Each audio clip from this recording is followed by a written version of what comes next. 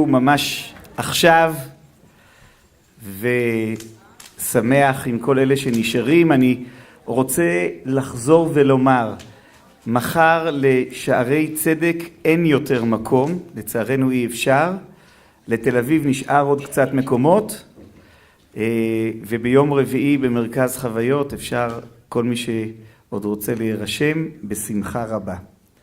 אז אנחנו עכשיו ממשיכים בעצם במעבר לעולם הכלבים. מאוד חשוב לציין, שבו, שבו, שבו. שבו means sit. Yeah, and I'm talking to them like I will speak to my Albert. שב. אוקיי. אנחנו עוברים לעולם הכלבים, ובאמת שמענו וראינו בכל כך הרבה מהתיאורים ששמענו עד עכשיו שמדברים על כלבים. אנחנו נקדיש בהמשך זמן לבעלי חיים בכלל.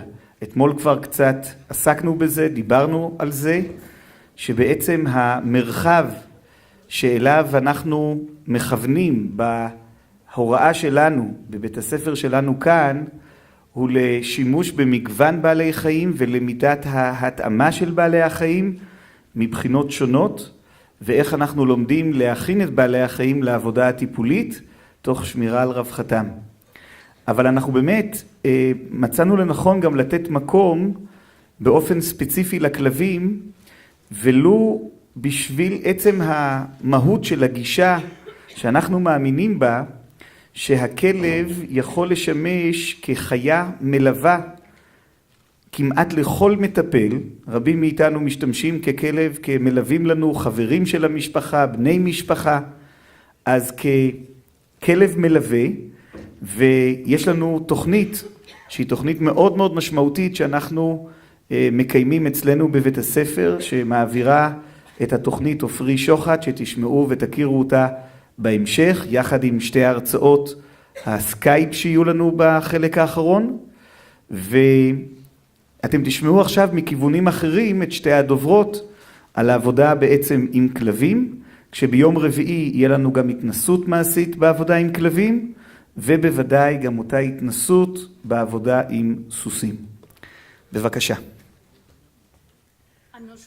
I said just only good things. All right. So now we get to the really important bit, which is dogs. And you can now see if I can wear a practitioner hat with a slight bit of being informed by research. So what I would like to do is to talk about the first phase of a project that I've been running for the past couple of years and is now growing into a second and a third phase, which are transitioning women from mandated treatment into the community and thinking about their employability skills. The first bit I want to talk about is talking about women who've been mandated to treatment. So the black dog is Wiley, who's a German Shepherd Labrador cross with very large ears, who's frightened of dogs, but he's great for teaching people about dog body language, so long as there are not other dogs around.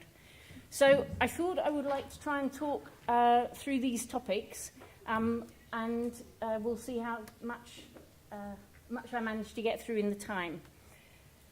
So, background to the intervention, I will just say with my sort of practitioner hat on, I've been involved with offenders, substance misusers, insecurely housed, people presenting with very complex emotional issues since the early 90s. And have been involved in a lot of different types of, you name the intervention that you can do with any of those groups, and I've probably been involved in evaluating it, or and I've stood around on more football pitches with more young men than I care to think about, but you can learn a lot from football.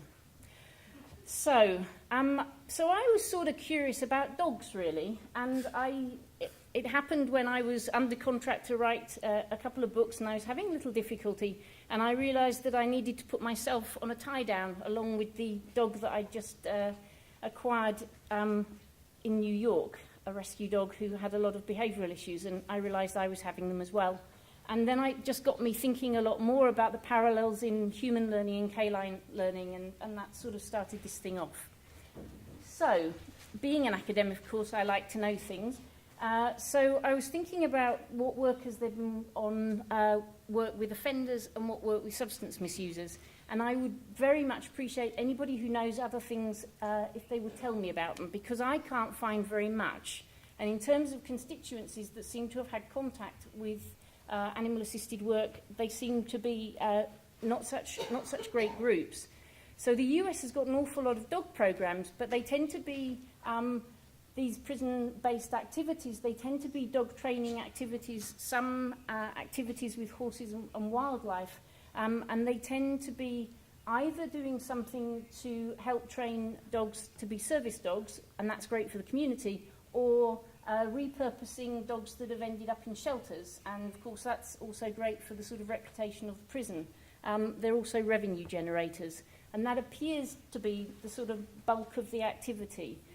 And I found some experiments with people taking dogs into prisons for either facilitated discussion groups or perhaps to do a little dog training. But it was often just one dog and a group, or a short-term sort of training activity, and then discussing any issues that were raised. So Chandler and Nicole do those sorts of activities. So there's very little that I could find in US jails, and just looking more broadly across Europe, that fell out of those particular parameters. And then there's a question of definitions, but we won't go there because we exhausted that one this morning. But what we could just throw in is, what's the theory of justice that's underpinning any of these programs about a training activity or working with generating service dogs? So substance abuse generated even less literature, and I could find 5 pieces of... You're not heckling me already? No. Okay. I'll carry on then. So I could only find 5 pieces of work with substance misusers. And so if anybody knows of anything else, I'd be really, really grateful. There are a couple of taking a single dog into a discussion group in a treatment activity. There was something in the community, and there was one piece going into jail. But again, it was just taking one dog in, and with the idea that the dog would just go up to whoever was in distress and would be there to be petted. So that seemed to be the basis. There's more that I could find with psychotherapy in horses, particularly in commercial treatment. So I thought that I could therefore invent anything I wanted, and it would probably be fairly innovative. So Working Dog, Working Lives proposed client group were women offenders, and I haven't worked purely with women offenders before I started this programme. I've worked a lot with mixed populations in the community, or only men in jails. And women are the fastest rising population in US and UK jails. There's always been sentencing bias. So if a woman does something, then they're really, really bad. So it usually affects what's happening in terms of sentencing. And there's this effect called net widening, which is also applying to women. So because of zero tolerance policies towards drug offences, women get caught up in that net, and they get propelled into jail when otherwise they wouldn't have done. So for very low amounts of possession, for possibly low amounts of dealing, so they can have an escalated pathway into jail simply because of this net widening effect. Women seem to be more, or women are more relationally driven than men in terms of their substance abuse and their criminality. So the relationships and their substance abuse are much more embedded together. So they, might start taking drugs because a male partner is.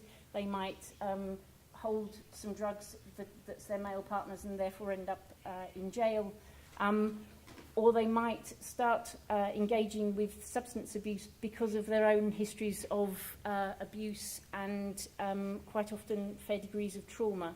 There are, amongst women offenders and women substance misusers, there's a higher degree of childhood abuse, sexual abuse, physical abuse, systemic abuse, and also that will continue into adulthood in a way that it tends not to do with male offenders. Male offenders who are abused as adults, much smaller minority. So women are mediating all sorts of issues, and they tend to mediate it, or they might mediate it with substances. So a lot of the offending behaviour programs and a lot of the treatment programs are based on men as the model. And they don't necessarily work for women. So I was curious, thinking about the dogs and thinking about what I might do, about what would be a useful theory to start thinking about working with the women. So we will come back to that. So I want to just pick up one more thing, which is treatment tends to be more successful if people stay in treatment long enough to be able to engage with treatment. If you've been mandated to treatment, so if you've been forced to go into treatment after you've done a jail term, you really actually don't want to go into treatment. You're escorted from the jail to the treatment centre, so it's feeling like it's something that's quite punitive. It's not about positive choice. It's not about you recapturing an identity of yourself as a sober person. It's just part of being punished. So you know that if you want to make a change to any of your habits, you need to actually want to have to do it. So you need to have some sort of intrinsic motivation. Mandating people to treatment doesn't give you that sense of motivation about wanting to get sober. So the longer the argument runs, the longer you can hold somebody in a treatment situation, the more likely they are to begin to think that they have alternatives, the more likely they are to begin to think that they might have a will to be interested in changing their behaviours and to actually engage with the treatment. So it's an interesting situation. Treatment centres are complex and fraught because people start to remember things that they would prefer they didn't remember, and people have crossed the lines to do things that cause them degrees of feeling guilty and feeling ashamed. Quite often people are in treatment and they may have some sort of dual diagnosis, so they will have fallen between sort of mental health and substance misuse care. So people are dealing with sort of quite complicated issues. And relationships, dynamics can get quite fraught. So if you're thinking about putting an intervention in to do something to try to support that situation, that's where I was thinking it might be useful. So how could I think of something that might really support the therapeutic alliance, not intervene in the treatment, but obviously can support the ethos or values of the treatment centre, but not interfere with that. Put something else in that was something different, something that might inject a sense of possibility in something that was different. So we know that sobriety alone is not going to be the way to prevent relapses. We know that for women particularly, it's important that they start thinking about relationships and trying to understand something about what's a dysfunctional relationship, something about what's a healthy relationship, and start to work on issues around life skills and social skills where they often have deficits. And there are all the issues about self-worth, self-esteem, locus of self-control. And it seemed that the dogs would be a really great way to do that. So I was thinking that relational cultural theory, which is very much about women and the centrality of connections or lack of connections in their lives, is important. I was thinking about the importance of attachment, and I know that comes up a lot as one of those theories that I talked about this morning, with the sort of some particular attribute about a dog that's important. And in the short programme, obviously the dogs were very much transitional objects. In our second and third phases, there is the opportunity for more attachment with the dogs. Treatment is running very much at the moment in terms of Rogerian unconditional positive regard. So again, that seemed to sit very nicely with what you could do in the intervention with the dogs. And there's something about, if you want to change behaviours, you sort of want to have a way of rebiographizing yourself. You want to have different stories to tell about yourself. Because it's not great if you're trying to come out of those ways of living, if all the stories you tell about yourself are what a great deal that you did, or spending a lot of time being engaged always with 12-step programs. So there's something about having other avenues to think about. So I'll just whip through this very quickly. But women have an emphasis on relationships, a lot of predicating self-worth on relationships. If they're in a relationship, they may well stay in a dysfunctional relationship, obviously a lot longer than is healthy, simply because it is a relationship and they're not on their own. Addiction can also be seen as a relationship. It's as a self-disorder. The relationship is with the substance of choice rather than with an individual. So there's that as a relationship, which also needs thinking about. And with sobriety, there are very raw and big and difficult questions. Who am I? Am I likeable? Who am I going to be? Will people like me? All those sorts of questions and issues. The opening address this morning referred to the book by Julius et al., which is just a recommended read that everybody must get and consume. It's just a splendid book that's knitting together the biophilia thesis, some really interesting work thinking about, can you have a true relationship with an animal? Well, yes, actually you can, because by the time you put our physiology together, we've got a lot of close mapping between ourselves and non-human animals. So actually you could talk about having something that was a project based on forming relationships with dogs, because perfectly reasonable that they're going to mirror and reflect back to us the sorts of feelings that we're offering out. And there was a quick conversation this morning about oxytocin system, which we know makes people feel better, makes people feel calmer. Where's Albert? He's just leaving. That it does very nice things about sort of slowing down your digestive system, which is good if you're actually coming out of being in jail and not having done much about your nutrition and self-care. So all of those things about slowing down your systems is important.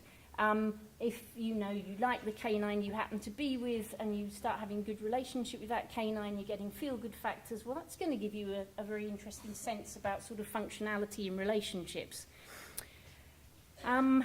And, of course, people really don't learn so well when they're frightened. I don't know why. It's a message that people don't seem to get and seem to understand, that people learn better when they're not scared.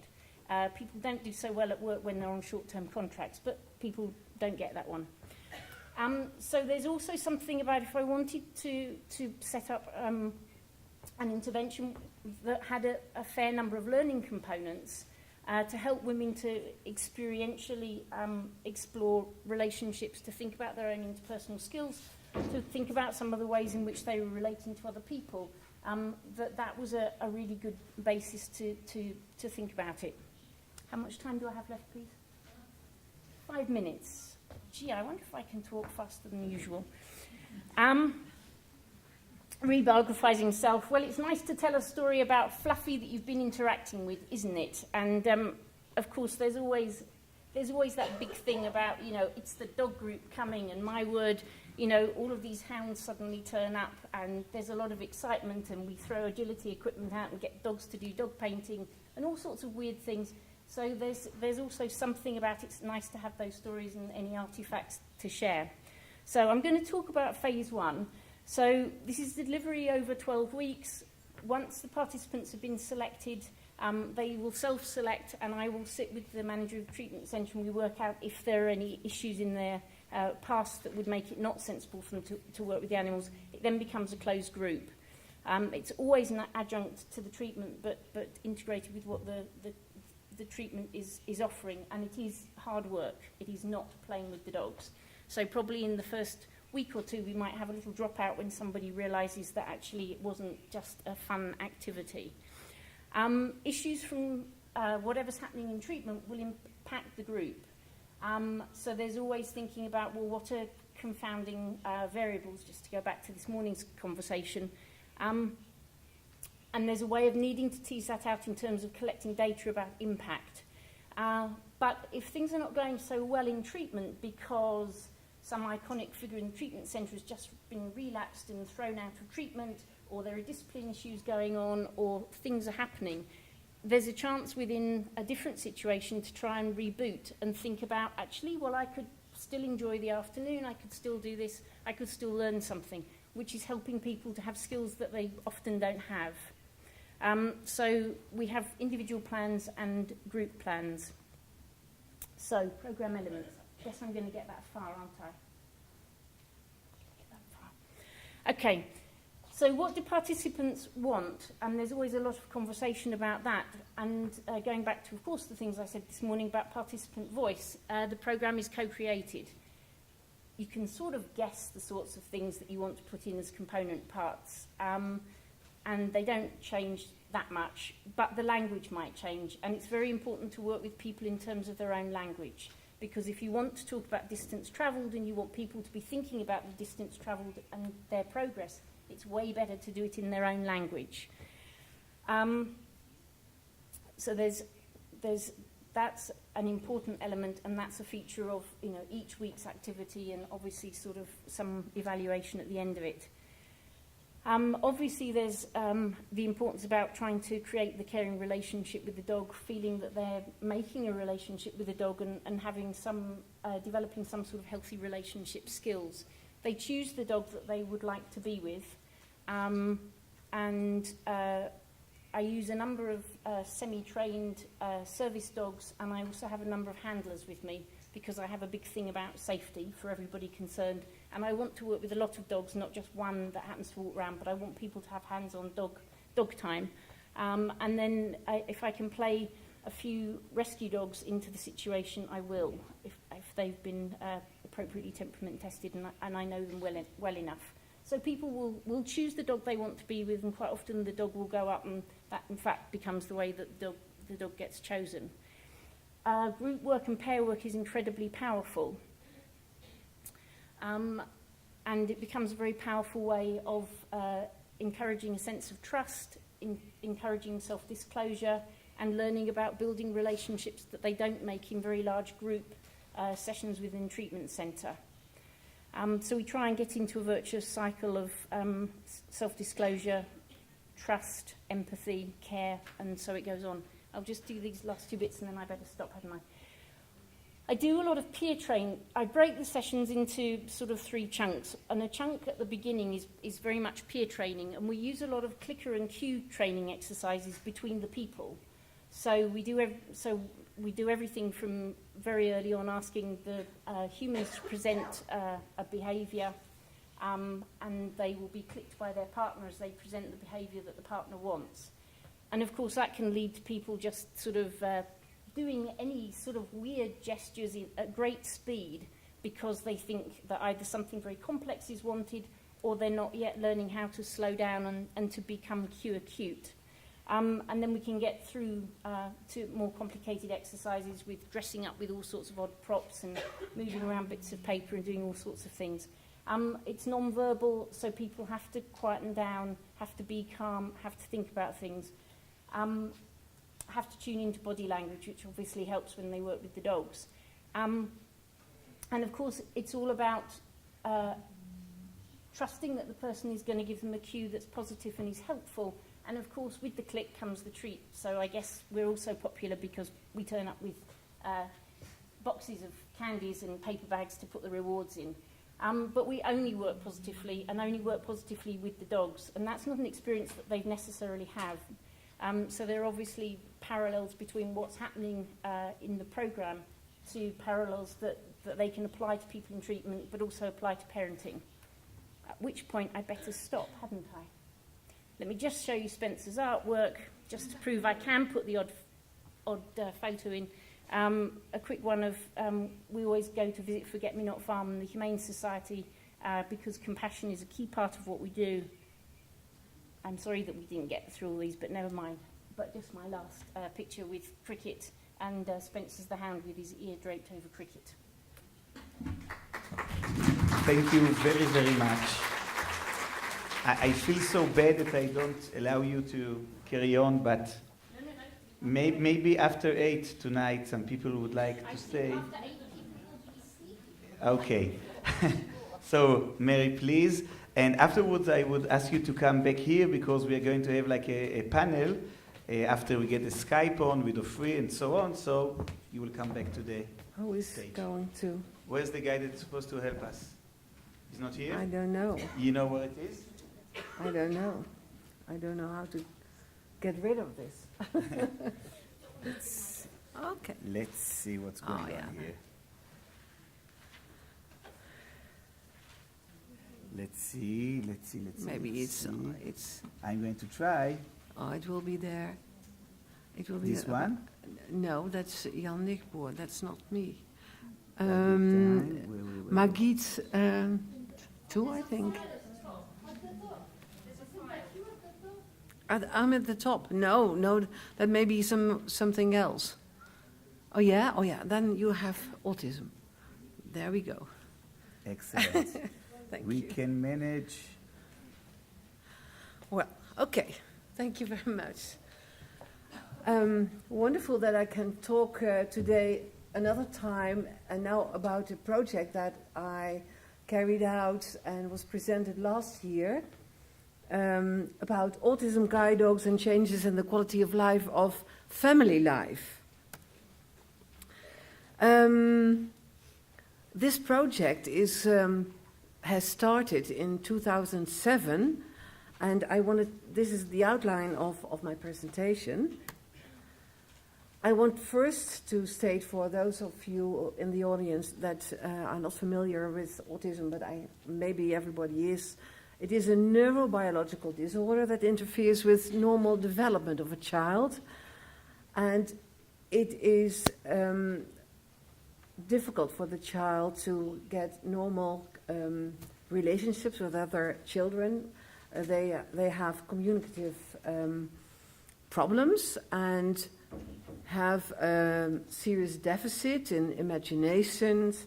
They are confused about what's happening around them, and empathy can be a problem. That they have problems in imagining what another person feels or thinks or whatever. Their behavior can be problematic also, which means for the child that they have sometimes, or most of the time, problems in connecting with others and with their family as well as with their social environment. It can mean isolation. It can be that they feel very lonely and that they are bullied. They can be depressed, and which doesn't make a very good quality of life. For the family, it's difficult as well to have a child with an autistic spectrum disorder. The child is unpredictable. It can be very impulsive, can just run over the street and go under a car when you don't keep it on his sleeves. The effect is that the people don't travel a lot. They stay at home. They have a reduced mobility. The shopping is very difficult to do for them, and the environment of the families often have ideas about that the mother doesn't take care good of the children, she doesn't educate them well because they misbehave, etc. And the parents feel unsupported by their environment because the people are not knowing what's going on, and also the professionals sometimes don't know what's going on and blame the mother or the family. So you can imagine that those families do have higher stress levels, and sometimes that translates them also is translated in the employment of of the fathers and the mother. The mothers often don't work. They have to stay at home with the child, and it really can be a burden on the family. Also, the parents have to deal with changes of expectancies. All parents, just like me, I hope that my children would be doctors, professors, nurses, whatever, but they have to see that their children won't be a professor or a doctor or whatever. They have to just to change their expectancies, which can be very difficult, and it has a huge influence on the way that a family lives its lives. The patterns have to be are different than of a normal family. It can be a burden on the relationship between a husband and the wife, because sometimes they blame each other. I've been doing research in this area for many years already, and that's one of the things I heard a lot, that, well, it's in his family or it is in her family and he cannot deal with it or whatever. And, you know, because it is a genetic problem, most of the time one of the parents or the grandparents do have similar problems, just like the child with the autism. And it costs a lot of money, at least in our country. The children need special care, and that can mean a financial burden for the family. That is what can be what's happening to the quality of life, because the family can be withdrawn. They get to live isolated, and many of the mothers told me that they are not going out anymore to their former friends, because the former friends used to come to their family, but then they couldn't come in return with their child, so those friends don't come anymore and don't understand the situation, which is very hard for them to deal with.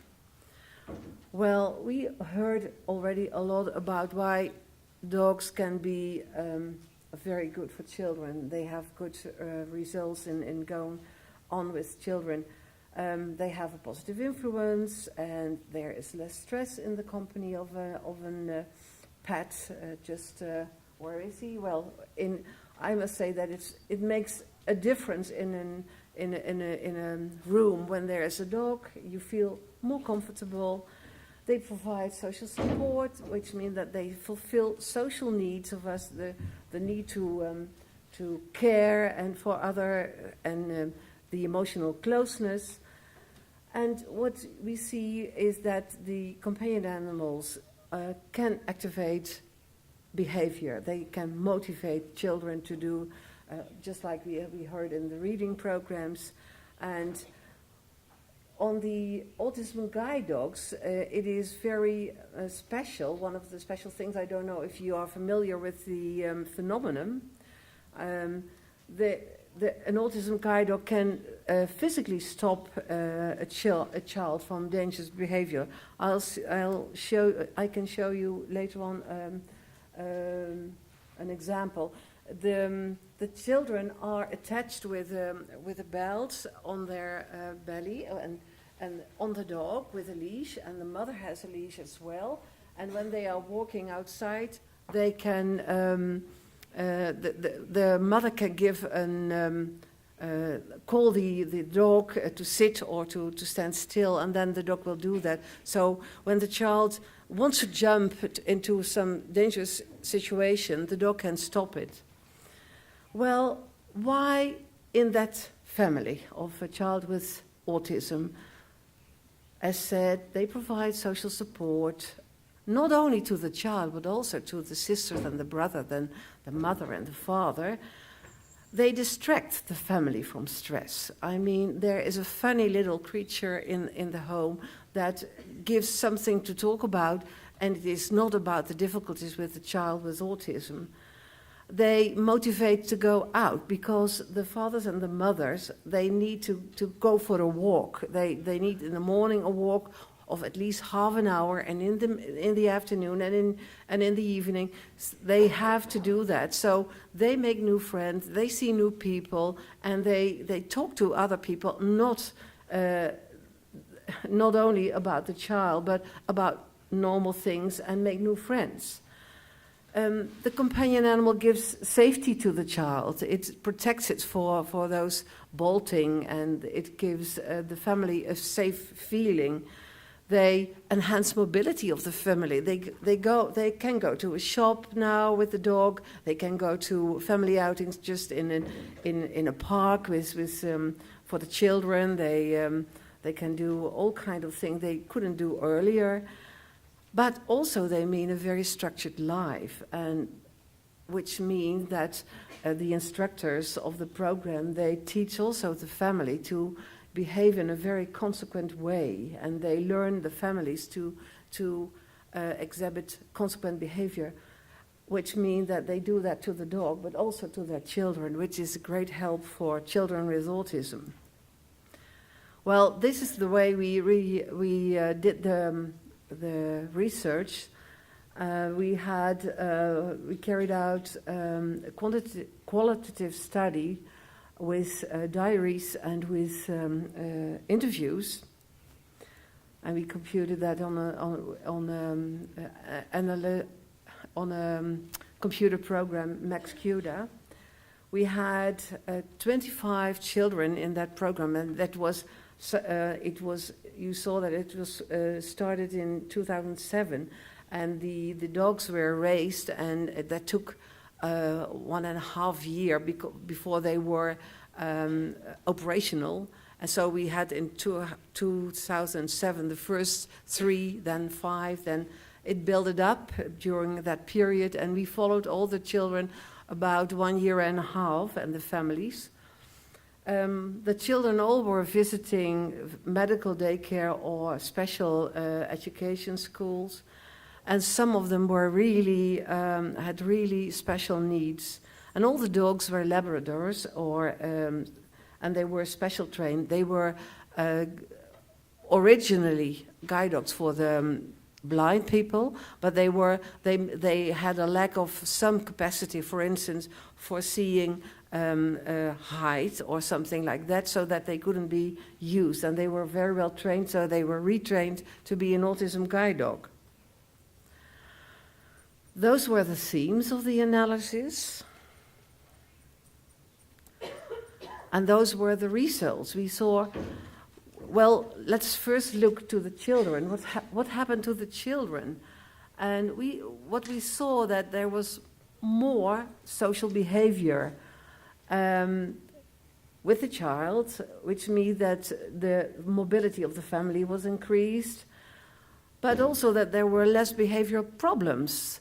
And I heard many examples of the mothers that they said when the child was going into a tantrum, that the dog went to the child and put his nose to its knee or put his head on his knees, and then the child relaxed and was going to be more calm. And that's exactly what I see, for instance, what is happening with my grandson, who has the same problems, when he's coming very agitated, and my daughter takes him in the car. There's the dog, their dog, which is not an autism guide dog, but just a dog. And the dog puts his head on the lap of my grandson, and then he calms down, and he's going to strike. And then the oxytocin story that you told, the effect of having physical contact is working at that moment. Well, what we see also is that the children, they expose new behaviors. They get more spontaneous. They start talking with other people. On the other hand, other people start talking with them. When they are walking with their mother and the dog, people ask, "Oh, you have a lovely dog. Oh, what's his name?" And before, the child, most of the children didn't come outside, or were always playing inside or staying inside, and never had those contacts with other people. And they have something to show off with for their neighbor children, for the peers and whatever. They are very proud. Is that your dog? Yeah, this is my dog. What's its name? Oh, it's Ivy or whatever. They get more friends. People, the little children, they were more popular in their environment because they're, well, that little dog. Plus that they made steps forward in self-care. This little boy, he used to sit always in his buggy.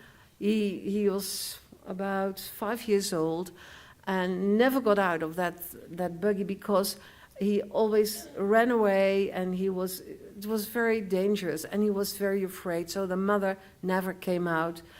This child was severely had very special needs. He had more physical problems as well. He was deaf. He couldn't see very well, and he had some genetic problems.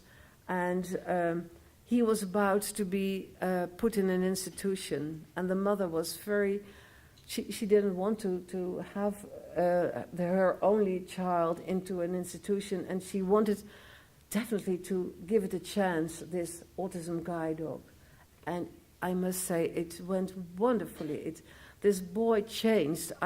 My first visit with the family, when I did an interview, he was standing there and he was behind the sink, and he put a can with water, and he put it in the sink, and then he put it out the sink, and then he did the same thing. And I was there for about 2 hours, and the only thing he did, and he didn't make any contact, he didn't react on me or on the mother, was just with his bowl of water, in the water, out the water, in the water, out the water.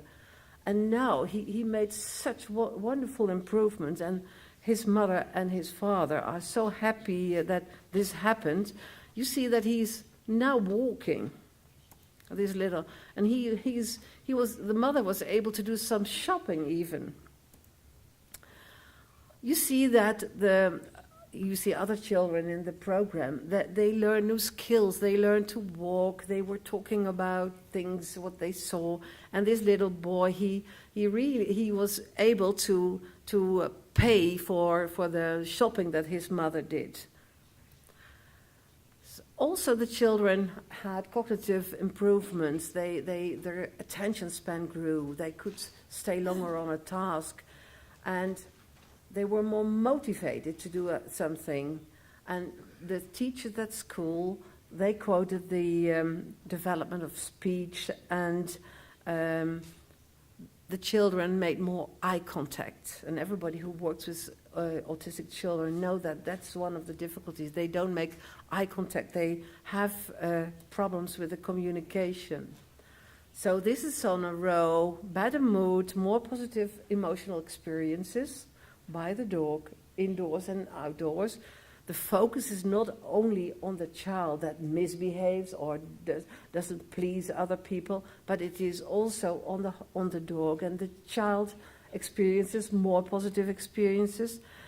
And there was even a start of empathy, just as caring for the dog. And I can tell you many stories, but I think that it will be too late then.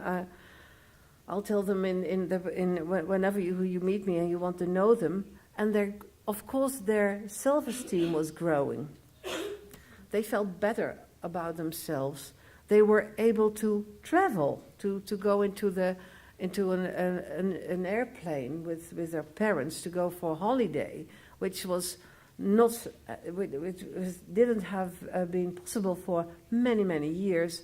And you see, there's such lovely pictures of the children that are playing so sweet with their dog, and that are taking care of the dog, brushing it, and it is really friendship what they experience from the dog. And through the experience of friendship with the dog, it's easier for them to translate that into friendship to other children.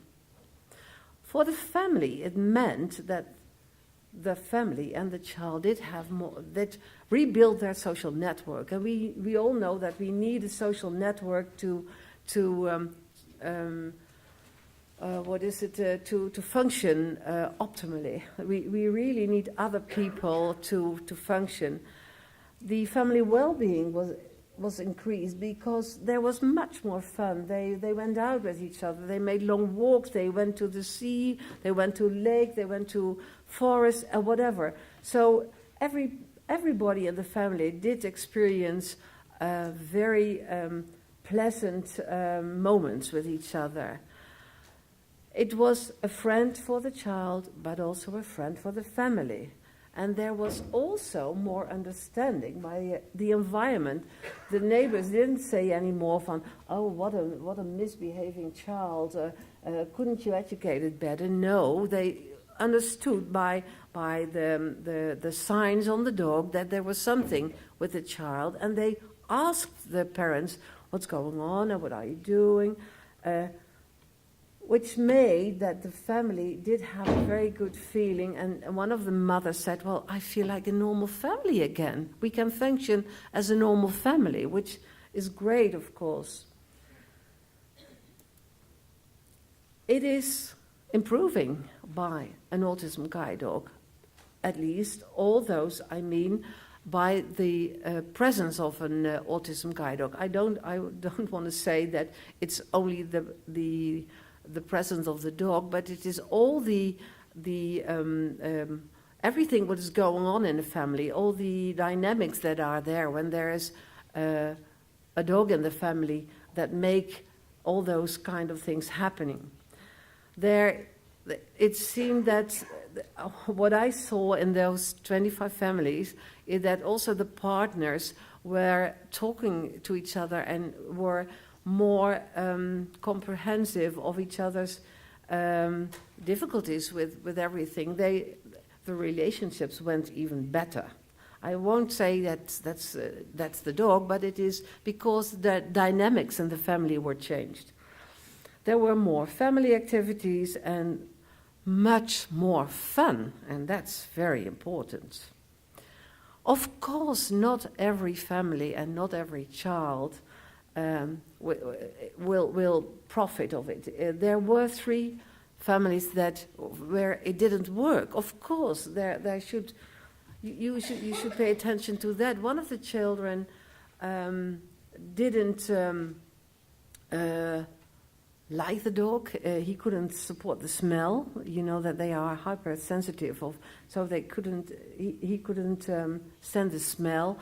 One of the children didn't make any improvement, and when I was with the family for one of my interviews, and I went there, and we went outside there, and we were walking, and the people were asking, what are you doing, ma'am? What a beautiful dog. And yes, she said, the mother, I'm training a dog for a guide dog for the blind. While she was walking with her autism guide dog, she was so ashamed of her child. So, I mean, that's one of the reasons. That happens too. And there was another child, he was very aggressive towards the dog, and so it didn't work either. So thank you very much for listening, and thanks also for the Guide Dog Federation who made my study possible. And you see, this is this little lovely boy with his doggy, and maybe you have some questions. Thank you.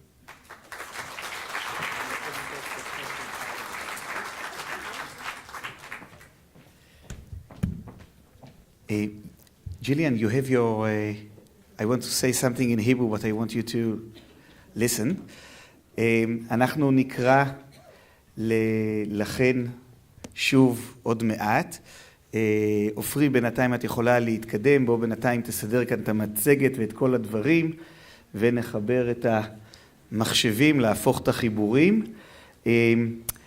אני רוצה ככה לומר, מעבר לדברים המקסימים ששמענו, זה באמת שאלה ככה, ג'יליאן, שאני רוצה גם להתייעץ איתך, כי הרי כשאנחנו רוצים לחקור תהליך כמו התהליך המקסים הזה ששמענו עכשיו, למה בדיוק אנחנו משווים? גם אני כשעבדתי עם אוטיסטים בווינה עם אוטיסטים בגילי, החוויה הייתה מאוד מאוד מרשימה, גם שלא היה שום קשר עין ולא היה שיח ורבלי בכלל, כלשהו. ראינו תגובה שהייתה פשוט מרתקת ביחס לאותו אדם אוטיסט שעבדתי איתו. אני אספר לרגע בזמן שמכינים את המערכת. תכין את המערכת. מה אתה צריך? הנה, אתה תעשה הכל. תחליף את המחשבים וכו'. כן. אז אני ככה רק אתאר, אם אתם זוכרים אתמול, שראינו את הנחש המתכדרר, את שני הנחשים, את שני הפיתונים, אז אחד מהנחשים הוא היה נחש שאיתו עבדתי בווינה עם אותו אוטיסט. והחוויה הייתה חוויה מאוד קשה, כי הוא לא באמת יצר איתי שום קשר, אבל הוא כל הזמן הקפיד שאני אחזיק את הנחש ואשים אותו על הצוואר שלי ואנקה לו את הטרריום, וכל פעם שהייתי מפסיק לעשות משהו בנהימות ובהזזות הידיים שלי, כאילו אני איזה כלי שמנקה או מחזיק עבורו את הנחש, הוא השתמש בי. ואני חזרתי לארץ, וכשחזרתי לארץ קיבלתי מיילים וטלפונים מהחברים בווינה, שהבחור כל הזמן אומר איתי, איתי, איתי, איתי, איתי. עכשיו, אתם רואים את אסתר שאומרת איתי, היא עושה מיד ככה, which means in Hebrew, with me. But it also can mean in Hebrew slow, איתי. אוקיי? Now, אני לא ידעתי על מה מדברים. לא הבנתי. חזרתי כעבור מספר חודשים לווינה. אותו אדם לא הסכים לראות אותי. נכנסתי, הוא ראה אותי כמו שאני, קם ויצא. אותו אוטיסט לא הסכים. חזרתי שוב לארץ, ואני שומע שהוא עדיין אומר איתי, איתי, איתי, איתי. חזרתי פעם נוספת לווינה, והפעם חזרתי עם אותו נחש שראיתם אתמול, ואני אראה לכם אותו ביום רביעי שוב. ואז גילינו דבר מרתק. על אותו נחש יש סימנים שמזכירים את הדמות איטי של סטיבן שפילברג, From E.T. Phone Home. ומה מסתבר? כשהוא היה ילד קטן, אנחנו בני אותו גיל פחות או יותר, הוא היה רואה בצורה אובססיבית את הסרט הזה פעם אחר פעם. עכשיו, כשאני הגעתי והתחלתי לעבוד איתו, אמרו לי, תשמע, הוא משתולל, הוא לא שולט בעצמו, הוא מכניס כל דבר לפה, הוא אוכל דברים שלא היינו רוצים לחשוב עליהם. וכשהוא היה איתי הוא מאוד נרגע, כשהייתי עם הנחש. מה הבנו? שבעצם הוא ראה את הדמות של E.T. Phone Home, שאת זה הוא אמר לי כשחזרתי שוב, הוא אמר E.T. Phone Home. ואז הבנתי שזה לא E.T. with me או E.T. slow, אלא זה הזכיר לו משהו אחר. והתחלנו לתת לו לראות את הסרט E.T. שהוא היה אוהב לראות אותו פעם אחרי פעם, אז אולי זה נשמע לא כל כך מוצלח שהוא רואה את הסרט פעם אחר פעם, אבל הוא הפסיק להיות אלים בזכות זה שאפשרו לו לראות את הסרט, ולאו דווקא להיות בקשר איתנו. עכשיו אני שואל ככה, ג'יליאן, לקראת ההמשך, שואל באמת שאלה, אני יכול לדבר ביחס לאותו אוטיסט, ולראות, כמו שגם מרי קודם תיארה לנו, את ההצלחה הרבה של העבודה עם אותם אנשים. אבל אני לא יכול, או אני לא יודע, אני אשמח ללמוד ממך, איך למדוד את זה ביחס לקבוצת ביקורת, ביחס לאחרים. כי כל אחד מהאוטיסטים זה עולם בפני עצמו. ואני מסתכל על הבנפיטס, על היתרונות שאנחנו מקבלים מעבודה עם אחד, עם אותו אחד שהצלחנו להיטיב עמו ולעשות לו יותר קל בחיים שלו. אז אני מאוד אשמח לשמוע ממך באמת את הלמידה, איך אנחנו יכולים לחקור את זה עוד יותר טוב מכל מה ששמענו עד עכשיו. איפה אופרי? הנה אופרי. אז תראו, אופרי, את עכשיו, כמה זמן בעצם את צריכה עכשיו? 10 דקות אופרי. אני בינתיים אנסה חבר שם למעלה את החברים, ואז מה שבעצם יקרה, עופרי תיעלם לכם, היא תעלה למעלה. כי יאן ידבר קצת באנגלית, הרוב בגרמנית, עופרי תתרגם את זה מגרמנית לעברית, ואז אתם תקבלו את זה בחזרה מי שצריך באנגלית. אז יהיה קצת מורכב, נקווה שהכל יעבוד. והמצגת בעברית, למרות שהמקור הוא בגרמנית, מי שירצה את המקור בגרמנית, אנחנו יכולים להעביר לו אותה. עופרי תרגמה אותה ישר לעברית כדי שיהיה קל, וזה אומר שכשעופרי תהיה למעלה וכל פעם תאמר שקופית הבאה, אתה מעביר שקופית הבאה פה. בוא נראה איך זה יעבוד.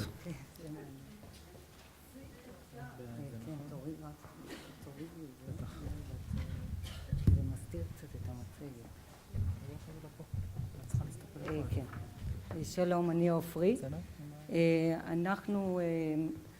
אני רוצה לדבר היום על החשיבות של הכשרת כלב טיפולי לתהליך הטיפול. זאת אומרת, שמענו עכשיו באמת למשל הגברת שדיברה לפניי של כלב שעוזר, כלב שירות ועזר שעוזר במצבים מסוימים, והפעם אני רוצה לדבר דווקא על הכלב הטיפולי אליכם, אל אנשי המקצוע שעובדים בטיפול וצריכים לחנך ולהכשיר את הכלבים שלהם באופן ייחודי לתפקיד הזה של עזרה בתהליך הטיפול.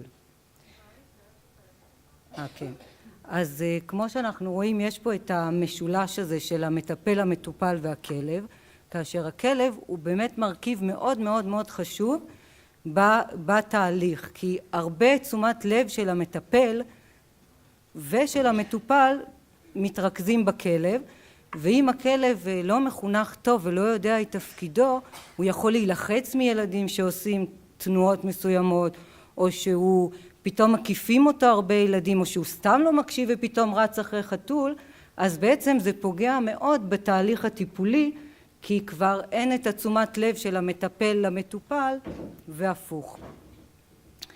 אז הנה קצת עוד כמה דוגמאות. אז כמו כלבי שירות אחרים, גם כלב טיפולי צריך להכיר את התפקיד שלו, ויש פה, ראיתם מקודם באמת את הכלב לאדם שלוקה באוטיזם, ויש פה את הדוגמאות לכלב נחיה לאדם עיוור, וכלב שהולך עם אדם שיושב, עם אישה שיושבת על כיסא גלגלים, והכלבים האלה, כמו שהיא סיפרה לכם מקודם הגברת שדיברה לפניי, זה כלבים שעוברים הכשרה מאוד מאוד ארוכה של שנה, שנה וחצי כדי לדעת את תפקידם.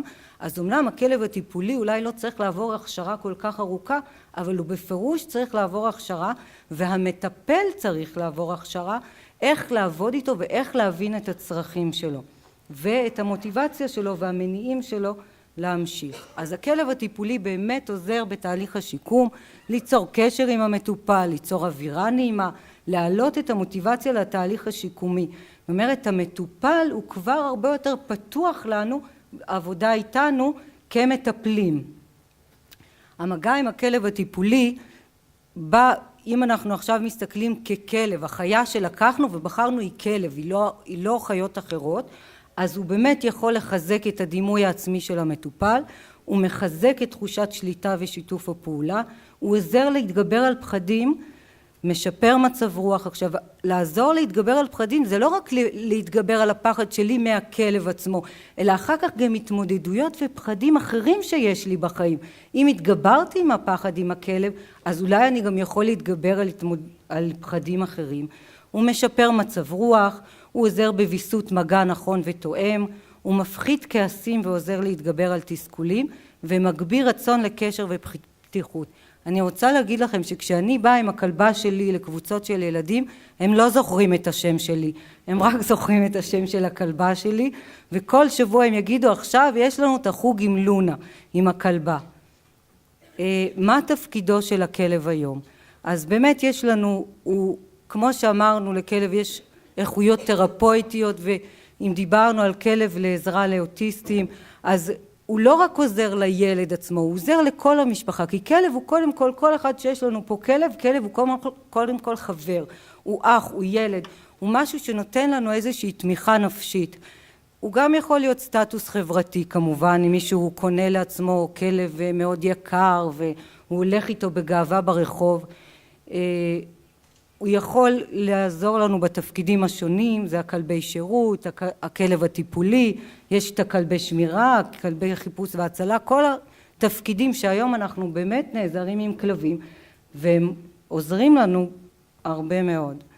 אבל לא כל כלב יכול להיות כלב טיפולי, זאת אומרת, הוא באמת צריך לעבור את ההכשרה המיוחדת לעזרה בתהליך הטיפול, וזה באמת הפנייה אליכם, אל אנשי טיפול, שאני כבן אדם שעובד עם כלבים ולמדתי כלבי שירות ועזר, אני שומעת הרבה פעמים אנשים שבאים ואומרים לי, יש לי כלב ידידותי, הוא נורא נחמד עם כולם, אבל זה לא מספיק, הוא צריך לעבור הכשרה מיוחדת לזה. בעבודת הטיפול אנחנו נתקלים בשאלות שונות. איך אני גורם לכלב לרצות להיות חלק פעיל בזמן הטיפול? איך אני מחזק את המוטיבציה שלו? מה קורה לכלב אחרי שעה שהוא משחק עם כדור עם הילדים? מה קורה לילד הבא שבא לטיפול והוא אחרי שעה הכלב כבר עבד? איך אני שוב פעם מביאה את הכלב למצב שהוא שוב פעם רוצה לעבוד איתי?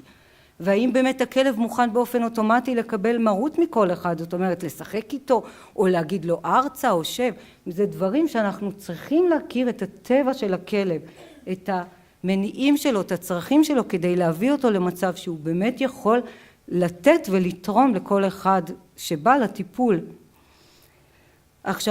הכשרת הכלב הטיפולי וחינוכו מבוססים על הבנת הכלב, התנהגותו הזואולוגית והתקשורת הכלבית, ונתתי פה כמה דוגמאות, למשל הכלב קופץ עליי. רוב האנשים אומרים לי, זה הבעת אהבה, אני באה הביתה, הכלב שלי לא ראה אותי 5 שעות, עכשיו הוא קופץ עליי, הוא מאוד שמח, אבל זה לא. בשפה הכלבית זה אומר חוסר כבוד לגוף שלי.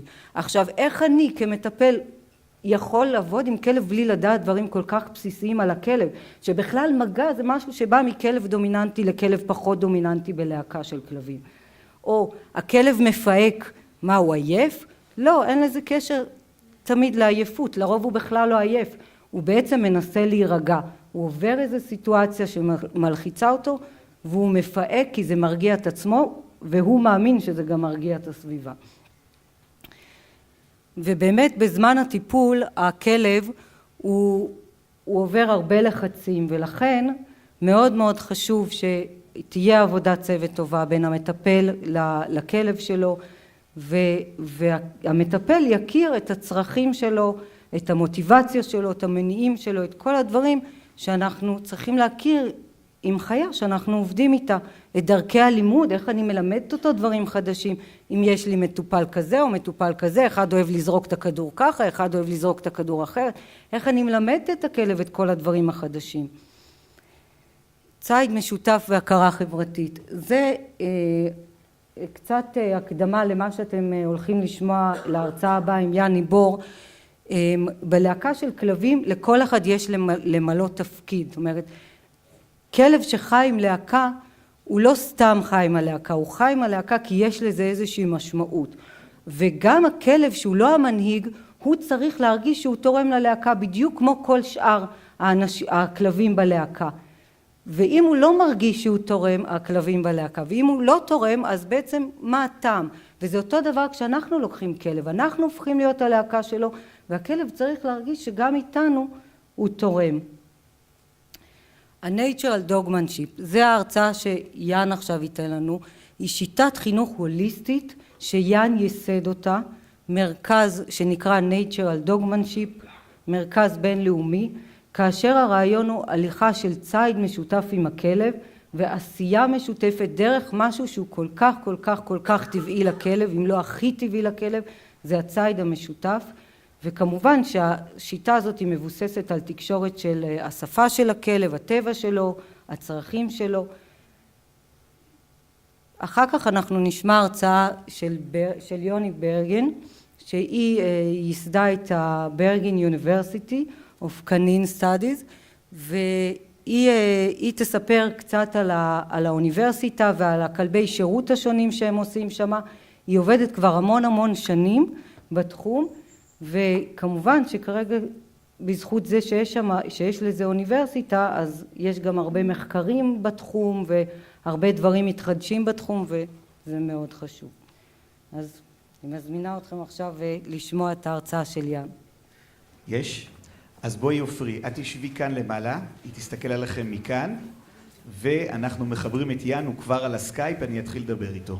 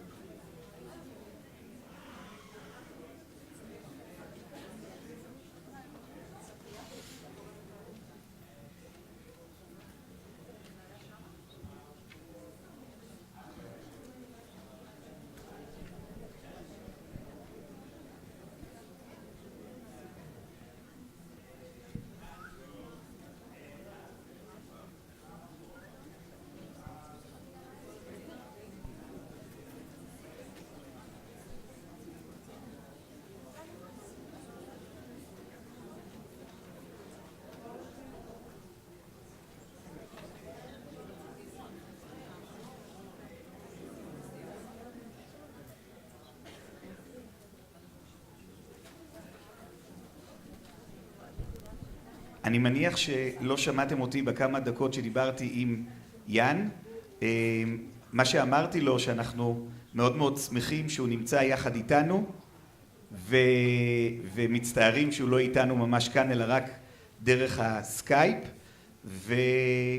והדבר הבא שבעצם אנחנו מחוברים כרגע, אנחנו יודעים שיש לנו מאוסטרליה, מבלגיה, מיוהנסבורג, ויאן הוסיף גם האנשים שלו והוא עצמו שמחוברים דרך הסקייפ מסביב לעולם. זהו, אז הוא יתחיל בהרצאה ותתרגם לנו עופרי.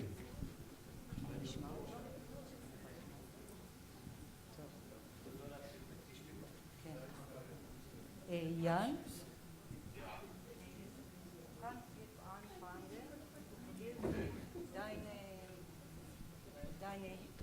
PowerPoint jetzt zeigen oder sagst du mir welche? Ich sehe das jetzt, weil ich habe da abgeguckt und das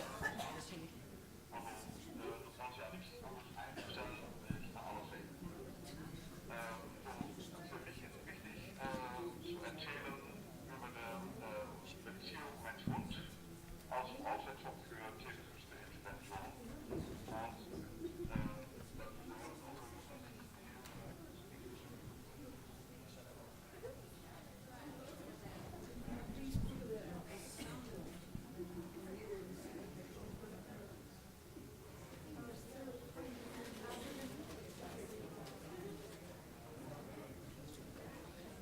Menschen Kenntnisse über die Bedürfnisse vom Hund haben.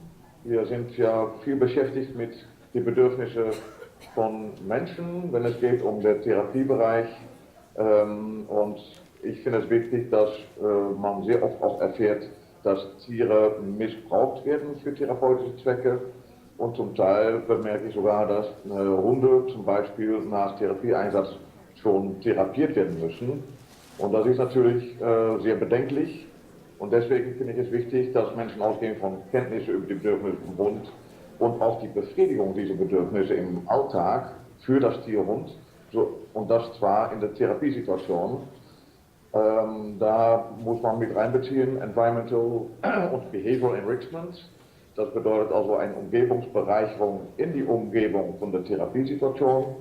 Und für mich ist es also auch wichtig, nochmals abzuwägen, welche Beziehungsform hat der Hund mit seiner Bezugsperson und welche Beziehungsform hat er mit dem Patient oder Klient. Und das bedeutet für mich also, die Bezugsperson sollte immer eine Schutzperson sein, wo der Hund eine Rückzugsmöglichkeit hat. So kommen wir eigentlich auch zur Bindungstheorie, Attachment. Und da möchte ich meinen Vortrag eigentlich erklären. Okay, ich darf übersetzen. יאן דיבר באמת על הקשר בין האדם לכלב. אנחנו הרבה פעמים כמטפלים אנחנו בעצם מתמקדים במטופל, אבל אנחנו לא מתמקדים בכלב, אנחנו לא מתמקדים במערכת יחסים עם הכלב ובצרכים של הכלב, אלא אנחנו באמת לוקחים את המקום הזה של הצרכים של המטופל, שזה מאוד מובן ומאוד מאוד ברור שאנחנו רוצים לעזור לאותו אדם או לאותו ילד, אבל אנחנו בעצם צריכים גם להתחשב בצרכים של הכלב וגם להתחשב בדברים שהכלב בעצם לספק לו את מה שהוא צריך במערכת יחסים שלנו איתו. אוקיי, אפשר להחליף תמונה. Okay, ich bin gerade bei Folie 3, der dritte Folie, wo es mir geht um die biologischen Bedürfnisse vom Hund und die Entwicklung genauso für den Hund sowie für Patienten, Klienten, Kinder, Entwicklung von Talenten und Fertigkeiten, was natürlich im Training schon mit reinbezogen werden sollte. Für mich wäre auch wichtig, dass der Hund in der Therapiesituation sein Selbstwertgefühl steigern kann, ja? Und dass man seine sozialen Bedürfnisse beachtet und somit eigentlich auch nur wählen würde, das soziale Lernen als zentraler Punkt in die Erziehung zu sehen, was natürlich wegkommt von Belohnungsprinzipien hin zu, dass der Hund das, was er tut, auch gerne tut, von sich aus. Also Intrinsic Motivation ist da der Keyword so gesagt. Und vor allem sollte man sein natürliches Verhalten versuchen zu integrieren in eine Therapiesituation. Das kann zum Beispiel schon sein, etwas suchen, apportieren, heranbringen und so weiter. All die Sachen, die man in einer Therapiesituation auch benutzen kann, sollte man zurückführen auf seine biologischen Bedürfnisse, damit er nicht die Therapiesituation sieht wie eine Belastung, wie Arbeit, sondern wie Spaß. Und dass man eigentlich die Bedürfnisse des Patienten oder der Klient unter ein Dach kriegt mit den Bedürfnissen, die der Hund hat. Okay, du kannst übersetzen. באמת, אנחנו ממשיכים את הקו מחשבה מהשקופית הקודמת, אז הקשר בין האדם לכלב הוא צריך להתחשב בצרכים של הכלב. זאת אומרת, הוא לא צריך לסבול בזמן הטיפול, הוא צריך גם לקבל את מה שהוא צריך, הוא צריך לשחק, הוא צריך לצוד, הוא צריך להרגיש טוב בזמן הטיפול. הוא לא רק שם כדי לעזור לנו, אלא הוא גם זה שאנחנו צריכים לעבוד איתו. זאת אומרת, במשולש הזה שראינו קודם, עוד מעט גם יאן יראה את המשולש הזה, הכלב גם צריך להיות מצד אחד מה שעוזר, אבל מצד שני הוא גם צריך לא לסבול בתהליך הזה. יאן. Okay, ich bin jetzt bei Folie 4, das ist der Instinktkreis. מספר 4. אתה יכול להעביר לנו לשקופית מספר 4? זה דיברנו. Also, die nächste Folie kann kommen, das ist Folie 4. Exakt, ich sehe ihn jetzt online. Was sind nun die Bedürfnisse von einem Hund? Was ist nun wirklich Hund sein? Hund sein ist, dass er Beutegreifer ist, der Hunting-Instinkt. Es ist also ein sozialer Beutegreifer, der Social Instinct. Und Menschen vergessen sehr oft, dass Hunde ein Sicherheitsgefühl haben, was zurückzuführen ist auf das Territorialinstinkt. Und das kombiniert mit dem Sozialinstinkt bedeutet im Prinzip, dass Hunde suchen nach einem Betreuer, nach jemandem, die die Elternrolle übernimmt. Und das ist genau gemeint mit der primären sozialen Beziehung. Die Hundebesitzer, die Menschen, die die Hunde führen, sollten eigentlich die Elterntiere ersetzen und auf diese Weise dafür sorgen, dass die Sicherheitsgefühle vom Hund nicht beschädigt werden, dass er seinen Kopf frei haben kann in jeder Therapiesituation. Und das bedeutet im Prinzip auch, dass man zudem gucken muss nach seinen sexuellen Instinkten, weil Hunde kein Neutron sind, sondern tatsächlich auch sexuelle Bedürfnisse haben. Und abhängig vom sexuellen Libido kann das ein sehr störendes Element sein in genau so Therapiesituationen, wo es auch um dann irgendwie Beziehungsformen geht, die ungünstig sein können, wenn da auch sexuelle Projektion eine Rolle spielt. Du kannst übersetzen, Ofi. לכלב יש 4 אינסטינקטים, שזה הבסיס לכל ההתנהגות שלו. יש את אינסטינקט הציד, את האינסטינקט החברתי, הסוציאלי, אינסטינקט טריטוריאלי, שזה שמירה על אזור מסוים, וגם את האינסטינקט הסקסואלי.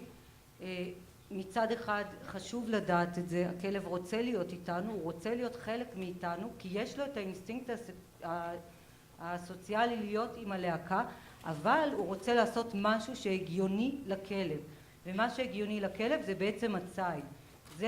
שזה אחד הדברים החשובים, הם מה שאחראים בעצם על ההתנהגות של הכלב. עכשיו, הוא דיבר קצת גם על האינסטינקט הסקסואלי, שזה דווקא הוא הסתכל על זה מכיוון אחר, שזה יכול להפריע.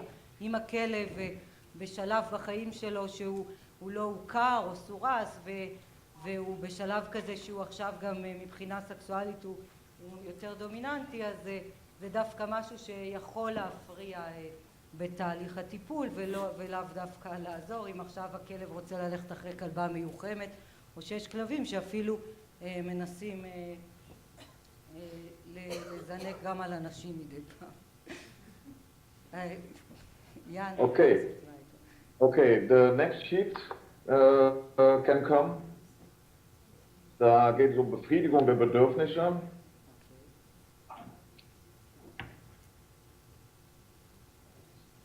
Also, Natural DogManship geht davon aus, dass man bei keinem Lebewesen das natürliche Nahrungserwerbsverhalten wegzüchten kann. Bei Hunden sieht man, dass Menschen kulturell geprägt denken, Hunde brauchen Spaziergänge. Wir haben das gerade noch in einem Vortrag gehört. Hunde brauchen keinen Spaziergänger, die haben kein Bewegungsbedürfnis als solches, sondern Hunde haben einen Tatendrang. Und wenn man diese Tatendrang, etwas tun, etwas Sinnhaftigkeit besessen tun, so gesagt, das muss besetzt sein mit Sinnhaftigkeit, dann ist es so, dass es natürlich auch für den Hund eigentlich eine intrinsische Motivation mit sich bringt, wo man auch kein Leckerchen braucht, kein Goodie braucht, sondern wo eigentlich in die Aktivität als solches für den Hund schon der Spaß liegt. Und das sollte kreiert werden in einer Form von soziales Lernen, damit es später soziale Zusammenarbeit, soziales Kooperieren wird. Und dieses soziales Lernen, das ist eigentlich normale Pädagogik. So wie man auch in Kindererziehung Pädagogik durchführen würde, ist es eigentlich relativ identisch von den Prinzipien her, wenn wir gucken nach Hunden, die eigentlich, wenn es um Sozialinstinkt geht, zum Teil noch viel sozialer sind als wir Menschen, so gesagt. Hunde haben ein Recht auf Führung, was heutzutage fast als ein fieses Wort dargestellt wird. Aber Führung ist eigentlich für jemand eine Dienstleistung durchführen und das hat alles zu tun mit seinem Sicherheitsgefühl. Du kannst übersetzen, Ofi. אז באמת, אם אנחנו מסתכלים קצת על הצרכים של הכלב, אז קודם כל אנחנו מדברים על הצורך שאנחנו רואים אצל כל כלב לצוד. הכלבים גם רודפים אחרי חתולים או עושים בעצם הרבה דברים כדי לצוד, ולכן ההתנהגות הזאת היא לא התנהגות של מה בכך, אלא היא התנהגות שהיא חלק בלתי נפרד מההתנהגות של הכלב. אנחנו רואים שהכלב בגלל האינסטינקט הסוציאלי יש לו את הזכות לפרטנר סוציאלי שדואג לו ומבין אותו, את הזכות לחינוך, לעשות משהו לעבודה, ובעיקר להיות מונהג ובטוח. זאת אומרת, המונהג ובטוח זה אם הוא מרגיש בטוח בלהקה שהוא נמצא, הוא מרגיש שהוא יכול לסמוך עלינו, על האנשים כמנהיגים שלו, הוא בעצם יכול להרגיש גם בטוח ולתת לנו את הקרדיט להיות מנהיגים. זהו, יאן, kannst du jetzt. Okay, next sheet, das ist der 6. Sheet. Environmental Enrichment. זה סביבה מעשירה, מה שהכלב בעצם צריך. Okay, Also wir haben schon gerade darüber gesprochen, wesentlich ist, dass für Zootiere und sogar für Tierproduktion solche Elemente wie Environmental Enrichment schon längst bekannt sind und wir das eigentlich mit unserem Hund in dem Sinne zu wenig durchführen. Also die Therapiesituation kann für den Hund auch Formen von Therapie beinhalten, wenn er auf diese Weise eine gute Beschäftigung hat und somit man nicht irgendwie eine Dienstleistung von dem Hund erwartet, sondern der Hund diese ganze Therapiesituation sehen kann als ein Spaß, die ihm bereitet wird. Weil das führt dazu, dass er das ins hohe Alter durchführen kann und leider sieht man, dass viele Therapiehunde schon recht früh durch Stress irgendwie abhaken, keine Lust mehr haben und dadurch ständig mehr motiviert werden müssen durch externe Motivation, das nennt man extrinsische Motivation. Wenn extrinsische Motivation notwendig ist, um einen Hund das tun zu lassen, was wir von ihm erwarten, dann nenne ich das asozial, weil das bedeutet im Prinzip, dass wir den Hund instrumentalisieren für unsere Zwecke. Das kannst du gerne übersetzen. הוא מדבר על הסיטואציה של התרפיה, שהכלב צריך להרגיש שכיף לו לעשות את זה, ושזה משהו שלא מעיק עליו. אם אנחנו בעצם חושבים על זה שהכלב רק צריך לעשות מה שאנחנו אומרים לו, אם אנחנו אמרנו לו שב או ארצה, זה מה שהוא צריך לעשות, בעצם אנחנו אסוציאליים, אנחנו אלה שלא מתחשבים בצרכים שלו, ולכן גם בסיטואציות של טיפול עדיין הכלב צריך ליהנות, עדיין צריך לקבל את מה שהוא אוהב, ועדיין צריך להתחשב בצרכים שלו. יאן, כאן. Okay, wir wandern zur Folie 8, der Foto von der Berner Sennerhund in der Schulklasse. 8, מספר 8, שקופית מספר 8. יש שם ציור של ילדים עם... The next sheet, please. Exakt. Thank you. Hier sehen wir, wie ein Hund missbraucht wird und da muss man sich wirklich fragen, was sind die pädagogischen Qualitäten mehr Qualitäten von einem Hund in so einer Schulklasse, wo Kinder lernen, dass Übergriffigkeit und Respektlosigkeit das Tier gegenüber irgendwie normal ist, dass man die Tiere anfassen darf, weil man die Bedürfnisse als Mensch spürt. Und das ist ja ziemlich egozentrisch in dem Sinne. Und die Lehrerin mischt auch mit, wobei man, wenn man wirklich etwas von Ahnung von Hundeverhalten hat, sieht, wie das Tier dadurch ernsthaft belastet wird. Die Läppchen nach hinten gezogen, die Ohren nach hinten, die Augen, da sieht man die Stresssymptome extrem. Und das ist, wo ich sehr oft sehe, dass Tiere einfach nur ohne Reflexion, wie geht es das Tier dabei, irgendwie missbraucht werden für Therapiezwecken. Du kannst übersetzen. זה לדוגמה התעללות בבעלי חיים. פה אין שום התחשבות בצרכים של הכלב, הוא מוקף בילדים, אין לו שום מקום בעצם לנשום ולזוז, ובעצם הילדים פה בכלל לא לומדים להתחשב בחיה, לא לקבל אותה כמו שהיא, לא לעשות איתה כלום, אלא בעצם לחשוב על עצמם, לעשות מה שהם רוצים איתה, אבל בלי התחשבות בכלב עצמו, שאולי הוא בכלל לא נהנה מהתהליך הזה, ממה שקורה בחדר איתו, במפגש איתו. Okay, next sheet please.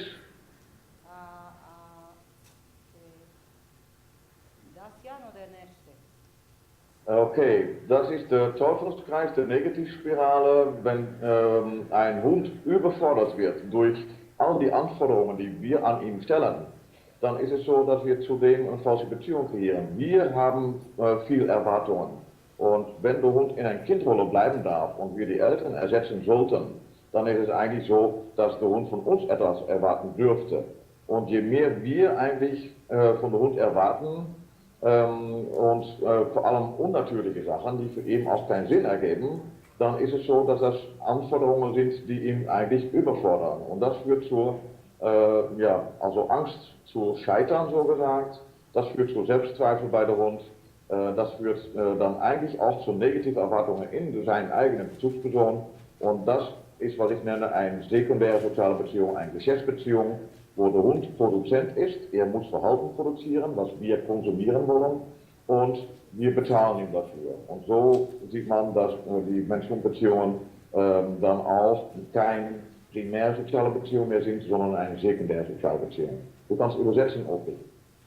מעגל האימה מדובר על ככל שאנחנו דורשים יותר מהכלב, אנחנו פחות בעצם מבינים את הצרכים שלו ואת הטבע שלו, אנחנו מעלים את הפחדים שלו, אנחנו גורמים לו לחוסר ביטחון, לאי סדר, הוא לא מבין מה אנחנו רוצים ממנו, ובעצם זה מין מעגל כזה שלא נגמר, כי אנחנו דורשים ממנו דברים, הכלב לא מבין למה הוא צריך לעשות את זה, ואנחנו מתוסכלים ממנו ועוד פעם דורשים ממנו ועוד פעם הוא לא מבין, וזה מעגל שלא נגמר, וזה בעצם לא בונה מערכת יחסים נכונה עם הכלב.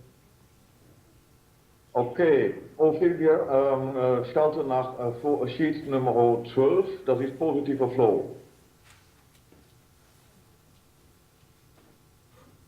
Okay.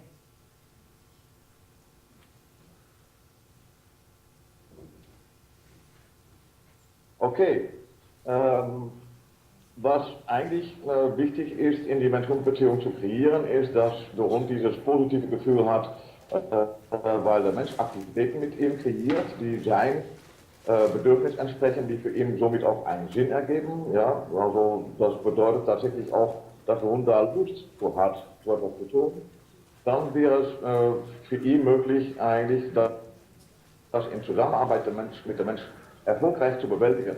Das steigert sein Selbstwertgefühl, das führt zu positiven Erwartungen in den Bezugspersonen und vor allem, wenn das passiert, genau innerhalb so etwas wie der Therapiesituation, dann hat man auch positive Erwartungen an der Therapiesituation. Sehr oft sieht man nach einer Therapiesession, dass Menschen denken, so jetzt muss der Hund seinen Stress abbauen, wir müssen nochmal spielen und so weiter.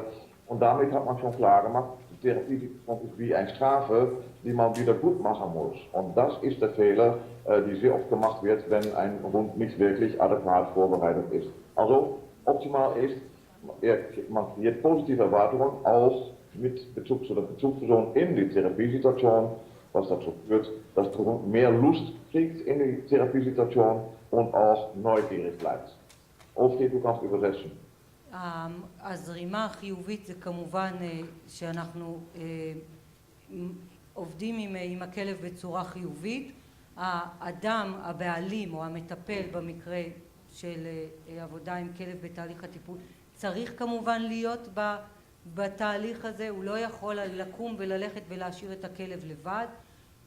ברגע שהוא שם הוא יכול גם מצד אחד לראות שבאמת הכלב לא עובר איזשהו מצבים של לחץ, וגם הוא יכול לעודד את כל הדברים שאתם רואים על השקופית, אם זה הסקרנות דרך עבודה נכונה, ואם זה הביטחון העצמי של הכלב, ובאמת את כל המכלול שיאן מדבר עליהם מהבחינה הזאת שמאוד חשוב, ודרך זה אנחנו מעלים את המוטיבציה של הכלב לחזור שוב ושוב על התהליך הטיפולי, כל פעם הוא פוגש אנשים אחרים וסיטואציות אחרות שהוא צריך לשתף איתם פעולה. יאן. Okay, wir schalten nach Folie Nummer 15, Sheet 15, das ist der Waage.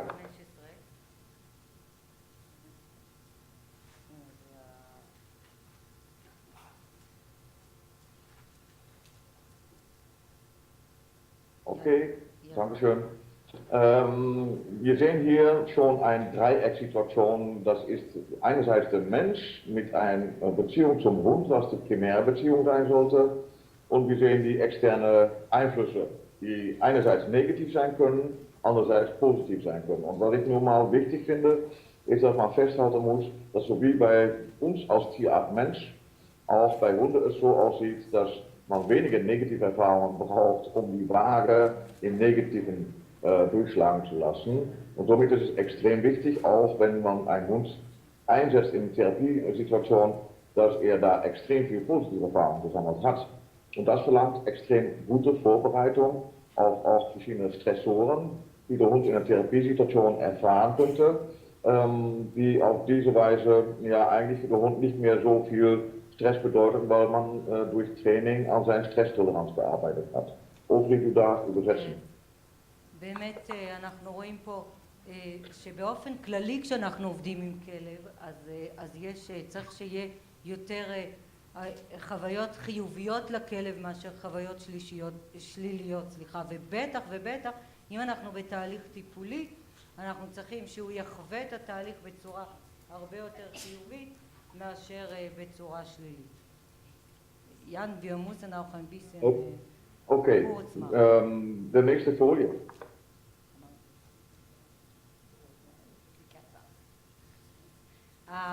השקופית הבאה בבקשה. Okay. Hier, wie ist mit der Zeit? Wir haben nicht so viel Zeit jetzt.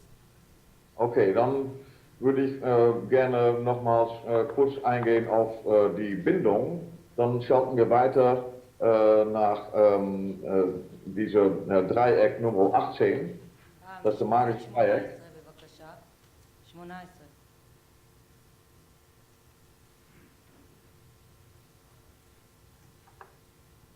תעביר זה עם המשולש, אתה יכול פשוט להריץ את השקופיות, אתה רואה למטה יש את המשולש, בדיוק. Okay, noch einer weiter. Noch eine weiter, nicht diese? Ja, so, das ist prima, danke. Ja, okay. Der magische Dreieck, da sieht man eigentlich, dass zwischen Klient, Patient und der Hund sehr wohl eine sekundäre Beziehung sein darf. Das darf eine Geschäftsbeziehung sein. Da kann es sein, dass der Klient oder Patient wirklich auch sein Bedürfnis befriedigen kann, wenn es um das die Hund geht. Das ist natürlich logisch. Aber wenn man guckt nach die Interesse vom Hund, dann ist es so, dass diese ganze Basis von der magischen Dreieck besteht aus die Beziehung zwischen Hund und Mensch, was eine primäre soziale Beziehung sein sollte. Was bedeutet gleiche Zielsetzung, Interessengemeinschaftsformen und vor allem nochmals ein Akzent auf diese Elternrolle, die wir bei der nächsten Folie nochmals weit akzentuieren werden. Wir sind fast am Ende von unserem Vortrag. אוקיי. אז באמת מה שאנחנו רואים פה זה את המשולש הזה שגם אצלי הראיתי אותו. פה הוא שם דגש יען דווקא אם תשימו לב שהקשר העיקרי הוא בין המטפל לכלב שלו. זאת אומרת המטפל הוא מה שנקרא הבעלים, הוא הקשר החזק לכלב, והלקוח אין מה לעשות, הפציינט הוא בא בגלל שהוא צריך לקבל טיפול, אבל מבחינת הכלב הוא קשר סוציאלי משני, הוא לא קשר סוציאלי ראשוני לכלב, וזה מאוד חשוב לעשות את ההפרדה הזאת, שאנחנו בעצם הקשר לכלב העיקרי, והמטפלים הם לא אלה שנותנים לו את התשובה לקשר הזה, המטופלים, סליחה. יאן. אוקיי. השקופית הבאה. Kann ich noch weitermachen oder ist die Zeit עוד אחת, יש עוד איזה שתיים. Das ist die letzte. Jetzt ist die letzte. Okay. Letzte Folie. Es geht darum, in die Mensch-Hund-Beziehung, dass nur Hunde in Therapiesituationen eingesetzt werden können, wo eine sichere Bindung von Hund zur Bezugsperson steht. Und das bedeutet, dass die Bezugsperson für den Hund eigentlich eine Riesenbedeutung haben sollte. Nicht nur, dass er gefahrenvermeidend tätig ist, im Gegenteil, er ist sogar wirklich die Lebensversicherung von der Hund, so gesagt. Er setzt auch der Hund aber klare Grenzen. Aber vor allem ist der Hund eine Bereicherung für den Hund, weil diese Person bringt dem Hund das bei, was der Hund gerne lernen möchte. Und das ist alles behaftet mit, was für den Hund lebenspraktische Fertigkeiten sind. LPF oder ADL, wenn man das so nennen möchte. Also die Bezugsperson ist sinnvoll für den Hund. Und somit ist das, was die Person auch mit ihm tut, für den Hund sinnbehaftet. Und das ist ein Kernpunkt als Voraussetzung für die Therapie. Ich könnte es hierbei belassen. Du könntest übersetzen. כן, יאן הוא כל הזמן חוזר על איזשהו מושג שנקרא בגרמנית, אין לזה תרגום יפה בעברית, אבל זה בצוג פרזון. זה אומר האדם ההתייחסות לכלב. אנחנו קוראים לזה הבעלים באופן כללי. זו מילה שבאמת אין אותה, והוא אומר כדי שהכלב יתפקד בסיטואציה כזאת של טיפול בצורה הטובה ביותר, הוא חייב שיהיה לו קשר טוב קודם כל עם המטפל, עם הבעלים, עם הבצוג פרזון שלו. חבל שאין לזה, אולי אתם תחשבו על איזה מילה, אבל אין לזה באמת תרגום כל כך יפה כמו שיש לזה בגרמנית את המילה הזאת, שזה האדם שחשוב לכלב, זה האדם שנותן לכלב את הרגשת הביטחון, זה האדם, שזה אנחנו שעובדים עם הכלב, והכלב יכול לעזור לנו בתהליך רק אם באמת אנחנו נהיה האדם שהכי חשוב לו, האדם שנותן לו את הביטחון, האדם שעושה איתו את כל הדברים שהוא צריך. הוא קצת פחות דיבר על הרעיון של הציד, אבל כל השיטה הזאת של ה-Natural DogManship, הרעיון הוא, אחד הדברים היפים מזה שאנחנו חלק מזה הולכים ועושים את מה שהכלב צריך, זאת אומרת אנחנו צדים איתו. זה משהו שהוא מאוד טבעי לכלב והוא מאוד מאוד מחזק, זה משהו שקשור למשחק. זהו. אוקיי. שייכות הדדית, הנה יוני מציע פה כבר מושג מציעים פה כבר מילה של שייכות הדדית, נכון, זה משהו, זה הכבוד ההדדי, זה השייכות בין האדם לכלב שלו ובין הכלב לאדם שלו. כן. Jan, das letzte Hi, Wort. Ofi. Also ich könnte es hierbei belassen, weil ich glaube, die Kernpunkte sind rausgekommen. Okay, okay, vielen Dank, Jan. Ja, okay. Es gibt hier eine Frage auf Deutsch. Dankeschön. Hallo? Ja, ich habe eine Frage in Deutsch. Und אני אתרגם אחר כך לעברית. Die Frage ist so, vielen Dank für was wir haben gehört. Meine Frage ist jetzt, ich bin vielleicht der letzte Ethologe in der Welt, aber ich arbeite nicht mit Ethologie, aber ich frage jetzt ganz ernst, ist nicht der Zeit gekommen, dass wir sollen zurück zum Ethologie gehen, zum Konrad Lorenz, Oskar Heinroth und von dort etwas lernen über Mensch, Hund, Mensch-Tiere-Beziehung, auch für Therapie, Arbeit mit Tieren. השאלה שלי, האם לא הגיע העת שנחזור קצת לאתולוגיה של קונרד לורנס, של אוסקר היינרוט, של אנשים כאלה, על מנת שקצת נשמור גם על היחסים שלנו עם בעלי חיים, לא ננצל אותם יותר מדי ונגיע לעבודה הרבה יותר איכותנית וטובה בעבודה בטיפול באמצעות בעלי חיים. Ist das klar? I didn't hear it quite well because I hear different sounds on the computer. I didn't hear the question.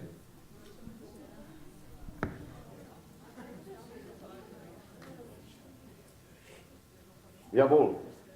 Also, jawohl, absolut. Ja.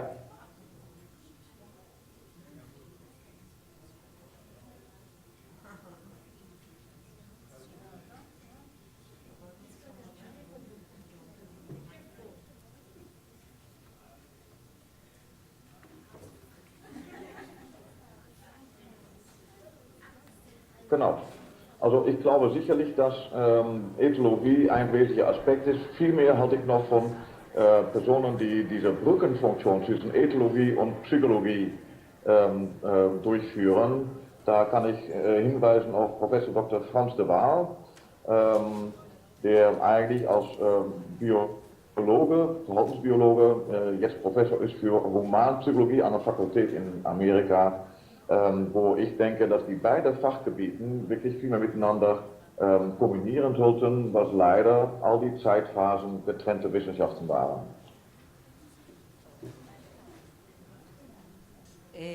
הוא אומר שיש קשר כמובן בין התחומים האלה, בין האתולוגיה לביולוגיה, ושיש גם פרופסורים שככה יותר יוצרים את הקשר הזה, והוא מסכים, בסך הכל הוא אומר שכן צריך להיות קשר בין שני התחומים. זהו. Yes, I hear you quite well. Did you hear the clapping of the hands? Because everyone was so grateful for you to be with us. So Yeah, if you thank can you. clap your hands Oh. again, I'm not sure if he has. Thank you. Yeah. Okay, so we really wish that we will see you soon, and we have here free that starting to teach your ideas, and we are so proud and happy to work together. I'm also proud and I'm also happy, and I wish you all the luck with your projects. And Audrey, it's a good choice to have her on the on board, and because she has a really good fundament of knowledge which you can use there. Yeah. Thank you very much. See you soon.